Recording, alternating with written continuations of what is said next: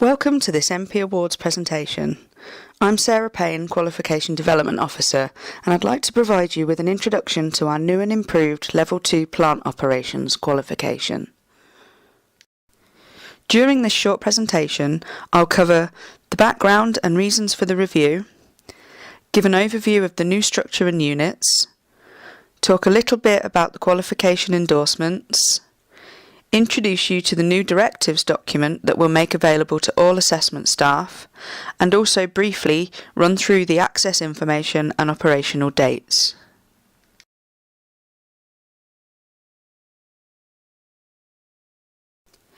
Firstly, I'll start with the background to the qualification review. We started the process in early 2018 as the existing VQ was approaching its 2019 review date. There were several issues identified with the existing plant operations VQ, brought to our attention by assessors, other centre staff, survey data and other sources.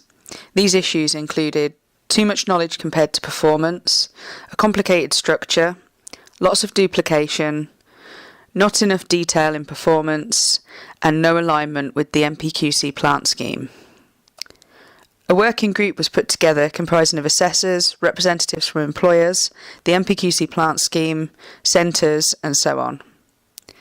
The group met several times throughout 2018 and conducted an in-depth review on the structure, units, level and credits, and reconsidered the guided learning hours and total qualification time. Any proposed changes were circulated to the wider working group for approval. We also held 3 workshops, one in the north, one in the south and one at our offices in the Midlands, to provide an introduction to the draft qualification and gain feedback. These workshops were well attended by centres, with lots of points raised, which resulted in some changes being made to the units, endorsements and directives as a result.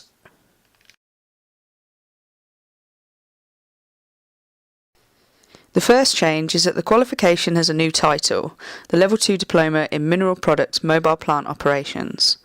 Removing the term extractives is a move towards being more inclusive of other environments within the industry, and this is something we're doing across all MP Awards qualifications. We also added mobile plant to the title to make it instantly clearer at a glance what the qualification is for, and to avoid confusion between this and processing static plant qualification. The structure has been completely changed and now is made up of 4 mandatory units with no optional units. The content of the units has been revised and combined where possible. The content of the old optional units was virtually identical apart from the titles, so a decision was made to have one single unit covering preparation, operation and shutdown, written in a generic way to be suitable for all types of mobile plant and environments. This eliminates the need for pathways. The 2 additional units have been retained, although they've also been reviewed, revised and updated. The lack of pathways means there's now a single list of endorsements.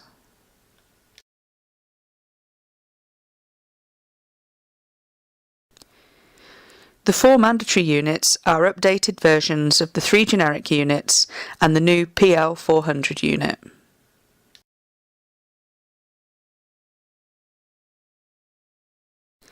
The additional units are new versions of PL 397 and PL 399.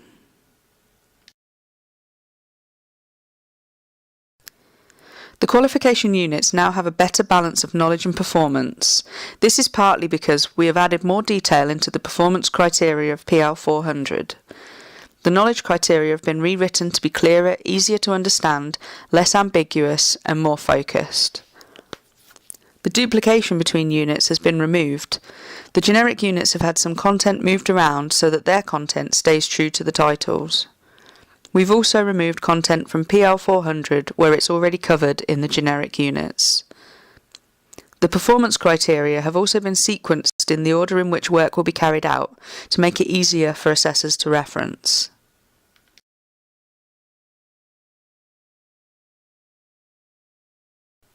The endorsements for the new qualification is now a simplified list.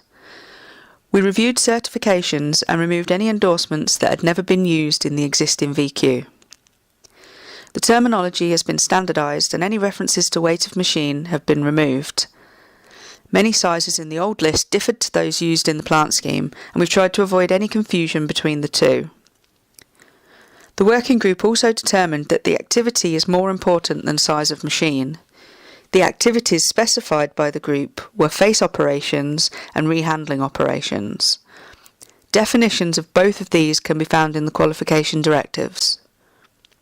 As far as possible, the list of endorsements aligns with the MPQC plant scheme.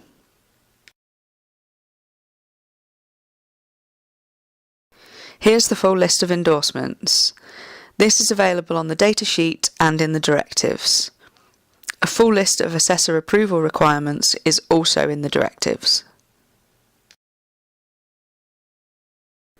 The directives document has been created as a tool for assessors and IVs. It provides additional guidance on selected assessment criteria to provide clarity, any specific assessment requirements, some examples of good practice, as well as more information about endorsements and RPL.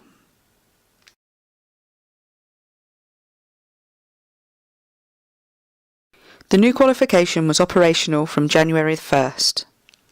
In order to give centres time to create new documentation, the existing qualification is still available for registrations until the 31st of March 2019, and any candidates registered on the existing qualification will have until March 2021 to be certificated.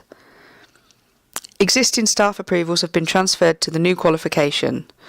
Where terminology has changed, the appropriate endorsement has been selected. For clarification, or if you wish to check staff approvals, please contact the office. All the documentation for the new qualification is available in your client login area. The datasheet and units are available from the MP Awards website.